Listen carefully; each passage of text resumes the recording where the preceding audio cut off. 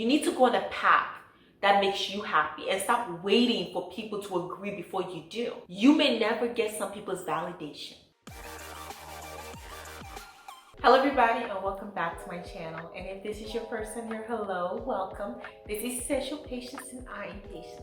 And in today's video, I'm going to be talking and reflecting on some life lessons that I learned while growing my hair. Growing up the hair is not something that we really think of as learning some life lessons. But if you have been in the natural hair movement for any time, you would know that a lot of effort does go into a lot of people's hair regimens. You reflect on your natural hair journey and in different types of journeys in your life, you will be able to find a lot of lessons in them. So today I'm going to share what I have learned, and hopefully you would realize that you have learned something as well, and feel free to share what you have learned in the comment section. Remember to like this video, subscribe if you haven't already, and let's get straight into me sharing with you 10 lessons that I've learned while growing my natural hair. One of the first lessons I learned is some people want easy fixes. They just don't want a solution. They don't want a long-term plan. They want something that would make their problems go away and will make what they want to achieve immediate, even without putting in the work.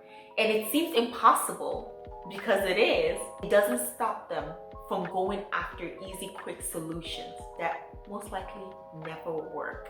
And you can see a lot of this in the natural hair journey, where a lot of people would try and find a miracle product. They will pay a lot of money and they'll become product junkies, jumping from one product to another, looking for an easy solution to grow their hair, not realizing that one of the only things that can grow your hair is time.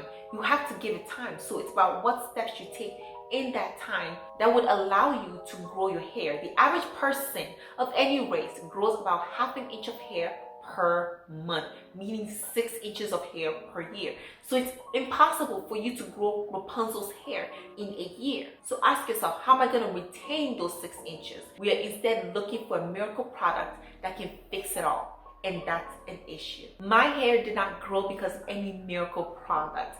Now, there are some really good products out there, and I'm not saying products don't help retain your hair length or even help grow your hair when you're really struggling with something that is medical related. My hair that you currently see took 5.5 years. And I know for some people, it might still seem a bit fast. It's also about how much I retained in the hair length. In those 5.5 years, I should have grown with 6 inches of hair being the baseline. 6'5" is 30, 33 inches of hair. I've not measured my hair, but I don't know if it's 33 inches. Because trims, as well as just breakage, split ends, you don't get all 6 inches, but retaining as much as possible progressively year after year would grow your hair. But I also learned that taking shortcuts to goals, it makes you susceptible to receiving false promises and being scammed. A lot of people have been scammed through products that are promising quick fixes, sometimes even damaging hair practices. Do not fall for the scams, but the only way that you cannot fall for scams in life is understanding that things take time. People who have done research in the field are telling you that the average person grows 6 inches of hair per year, and a product is promising you twice as much. Everything doesn't have a shortcut. Growing hair certainly do not. The next thing is that consistency is key. When I tell you that for the past 5 years, I have been consistent with my hair growth routines. Every time I'm supposed to wash my hair, I wash it. Maybe I may procrastinate sometimes for a day or two. Being consistent with your hair routine is key. And that has a lot to do with life as well. Being consistent helps you get to your life's goals. A lot of people will tell you about the day-to-day work that you put in to achieve goals in anything.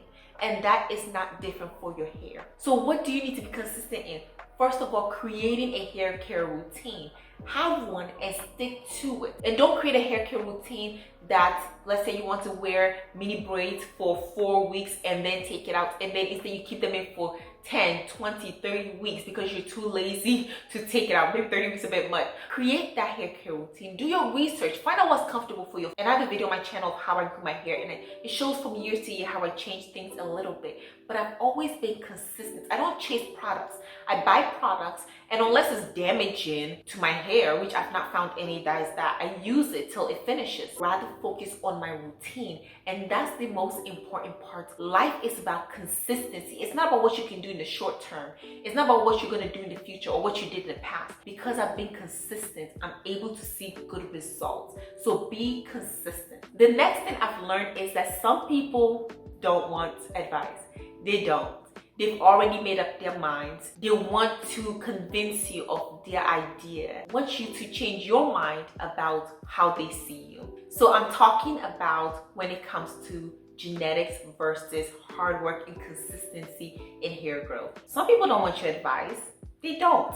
Some people ask me, how did you grow your hair? When I'm trying to tell them, they will ask me if I'm mixed with something. They'll be like, you can't just be all black. Are you really Ghanaian? Yes, I am. And they won't believe it. They will think I have to be mixed with something. And they'll ask me if my grandparents were black or my great-grandparents. At this point, like, if I have to go all the way back to my great-grandparents and their great-grandparents, like, does it really matter? But they are black, just in case you need to know my family line. So it lets me know that some people are not looking for advice.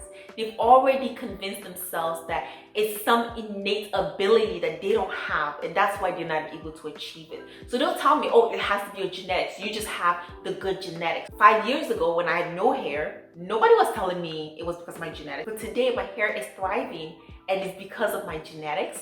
Where were the genetics 5 years ago? They were nowhere to be found. You have to be open to advice and to suggestions if you want to accomplish something. And some people are not, so you don't waste your time with them. If you know that hard work is what got you to where you are, only give that advice. And it happens, again, in all aspects of life. I remember telling people about graduate debt free. And I'll tell them about scholarships. And some people want to say it's because I'm a woman in engineering, because I'm a black person in engineering, because I'm a black man engineer. But they don't understand that when I was sitting there applying to 200 plus scholarships, writing essays, most of which I did not get. But how many people want to hear that? How many people want to hear that almost every single week I was applying for a scholarship for 4+ years in order to graduate debt free? How many people want to hear that I've literally turned in 15-page applications and got rejected? And I put my all into every single application in order to graduate debt free. I've helped people with scholarships, send them scholarships, and then they feel like it should be easier. And that's the problem. Some things there are no shortcuts to, and so you either have to be consistently putting in the work or you just don't get there. And I realize in connecting all of this that some people just don't want advice. It's not my place to try and convince them. It's not my place to try and help them if they don't want it. It's okay, and I've made peace with it in all aspects of my life. The next thing I learned is letting go of the feeling that you need validation. I had to let this go because when I started growing my hair, I actually received quite a few negative comments of people who would say my hair is not done or just have something not so nice to say. Some people close to me, some strangers. I just had to come into terms with the fact that everybody's gonna like what you do. Because wherever you go with yourself. You don't go with everybody. The important thing is how you think of you. How do I validate myself? I don't need anybody else's validation. Well, God, but that's it. At the end of the day, stop consistently looking for people to agree with everything that you do, to like everything that you do, to even like you, because they may not. There's some people who think I should get my hair permed. There's some people who just used to tell me to go cut off all my hair. When I decided I no longer needed their validation and I was gonna do what made me happy and go on a new journey, that really coincided with me being in college as well. So by the time I graduated high school, I had no hair. And then when I started college, that's when I started my natural hair journey. I felt accomplished in that, and I definitely felt accomplished in the fact that I graduated with an electrical engineering degree. I learned a lot in those times.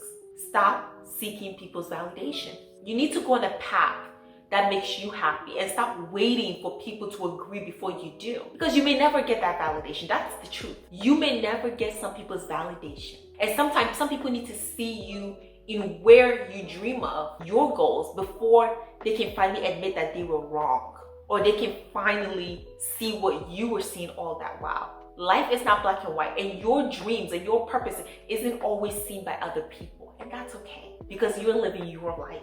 As long as it's a journey that you want to go on, start on it. Start your own journey, go on your own path, and do what you were put on this earth to do. Follow your path, even if you have to go alone.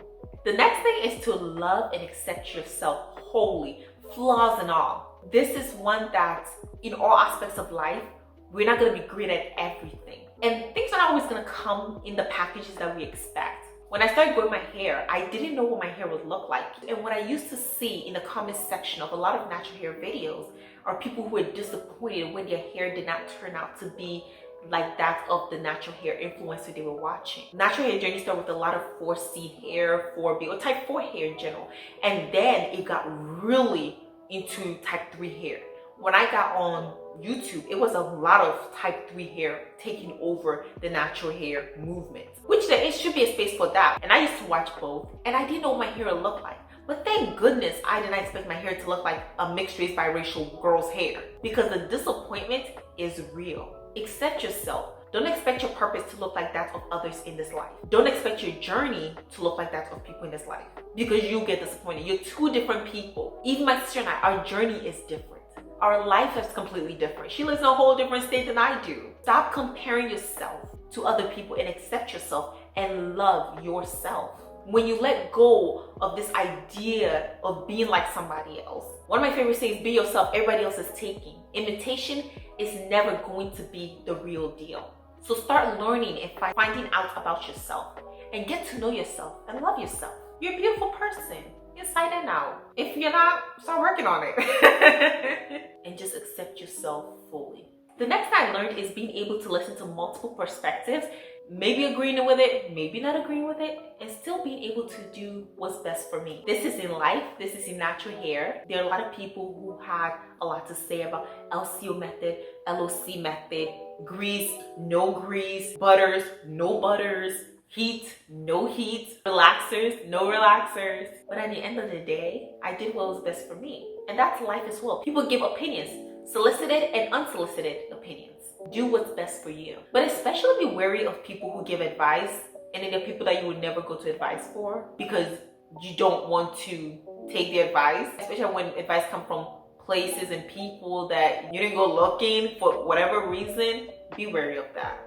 And stop always trying to get everybody's advice about everything. Sometimes you know what you want to do, and it's always good to, of course, to get feedback. And a lot of time, let's be honest with ourselves, we ask for advice, but we're gonna do what we're gonna do anyway, and we end up doing it. But seek advice also in good places. Don't seek it from people who are living completely different lives and it's not working for them, and then now you want to take the advice. You want to make sure that the person is actually living proof of that. I definitely give natural hair advice, and I always try to leave space, and I always tell you to do what's best for you. But imagine if I was giving you natural hair advice and I had a relaxer in and my hair was breaking and my ends looked horrible.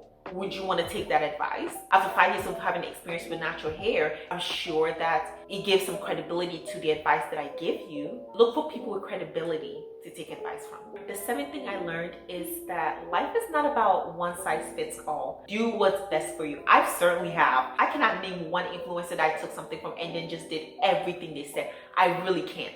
Life is not one size fits all. Hair routines are not either. I'm always able to incorporate my own things, like my own DIYs. Like I said, I don't do food DIYs, but I do like hair mixture DIYs. I also have my own hair routine. I incorporate a lot of mini braids, mini twists, mostly because I don't know how to cornrow. I don't really know how to do a lot of other styles, and so I do what works best for me. I'm also able to go on my own trip schedule. It's not one size fits all. In your path in life as well, if you want to go major in something, do it. When I did electrical engineering, I chose it wholly for myself. Even coming out of that, I have friends who also did electrical engineering, and some of them are doing postgraduate degrees. Some of them are working in a whole different industry, and I chose the industry that worked best for me. Even with the way I live my life and in my purpose in God, that's how I choose to live my life. But at the end of the day, my purpose is different from everybody else's purpose. I've never seen two people exactly the same purpose. We all have different experiences that makes us uniquely us. Your hair journey will probably reflect that as well. So I do what is conducive to my lifestyle, and you should too. The next thing is that I can't strictly micromanage every aspect of my life. I prioritize and I do what I can in every aspect. I have to look at the whole pictures and try to do as much of the details as I can. And that's where it's important not to put so much burden on yourself. That's why I don't have a lot of hair goals. I try to put in the actions that will support hair growth, but if I don't reach let's say this length, if I didn't reach it this year, like what was I gonna do? Nothing. And that's not to say in life don't have goals. Release things that you can't control and just do the actions that best supports them. Try to make sure that in your life, you're not feeling so strenuous about having to balance everything. There are some times that I don't do everything that I could to support my hair growth, but I have to prioritize. And I prioritize church before my hair. I prioritize work before my hair. I prioritize school. I prioritize my well-beings before my hair. There's so many things that come before, and learning how to prioritize in life is very important. I still prioritize my hair, don't get me wrong. Pick what works best for you and what you need to prioritize. There's some people who get their hair done, yet they've not been able to pay their rent. That is not a great life to be living. Know your wants and your needs versus your wants. Hair growing, nice, flourished, that's a want. Having your apartment rent paid, you need to do that, because otherwise you end up on the street if you get evicted. Sometimes you have to prioritize. My first semester in grad school, I was freaking out all the time because I needed a certain GPA, a certain grade in order not to pay for the class. There were times I would be sleeping for 4 or 5 hours a night consistently for like a week because I just had to prioritize that over my sleep, which was really hard. But I was hoping like, okay, as long as it's done, I will get sleep later. It wasn't great. I had to do what I had to do in order to prioritize my schoolwork for the time being. The ninth thing I learned is that you don't always need to show off. I know my hair is always out, but honestly, it's more for me than for anybody. I already said, if I have my hair in a ponytail or puff for a little over a certain time, my hair just starts feeling heat. Like I feel heat at the center of my hair and I just can't take it. But I'm also talking about my protective hairstyles. When I wear mini braids, my hair just flattens. It looks like I have no hair and you see the length, but you don't see a lot of the volume. And I feel zero pressure to keep my hair out all the time. In fact, I probably wear my hair more in protective styles throughout the year than I do wearing it out. And my protective styles are not, box braids or stuff. It's my mini twist and my mini braids that I do myself. It's conducive to my lifestyle and it keeps my hair protected. So it's a win-win for me that my hair is growing, protected, thriving, while I'm able to have an easier living for the time being. And I know sometimes people see you just living your life and think you want to show off, which is not. Like I said, my hair's out, it's out. But I'm not gonna have it all the time just because. There are a lot of people who want to show off. They are foregoing a lot of things in their life, especially when it comes to finances. People who are driving BMWs, living in high rises, showing up on social media, latest designer purses, and they'll be the same people talking about inflation. The only thing inflating is your lifestyle. So making sure that you're not just inflating your lifestyle to fit a certain bill just so that people would think you're doing better than you actually are. It's better to live below your means. There's a lot of sacrifice in there too. That's important. And the last but absolutely not the least, probably one of the most important, is to enjoy every stage. I've definitely tried to do that in my life now. I used to be the type of person who lived in the future all the time. Typically when it came to school, I always used to think about in the future when life is easier, in the future when I'm done, when I don't have to go to class. But honestly, now I look back fondly at that. Now would I want to do it again? No, absolutely not. But I really want to live in the moment. That's something that I am really prioritizing in 2024. But I think I did well in 2023, trying to definitely live in the moment. Things are coming up and I'm like, okay, patience, remember to live in the moment. It's not all about the future.